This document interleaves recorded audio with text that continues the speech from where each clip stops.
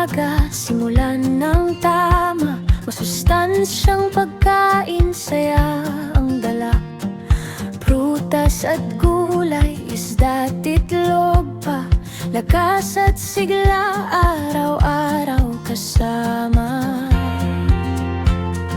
Tubig ay inumin, huwag kalimutan.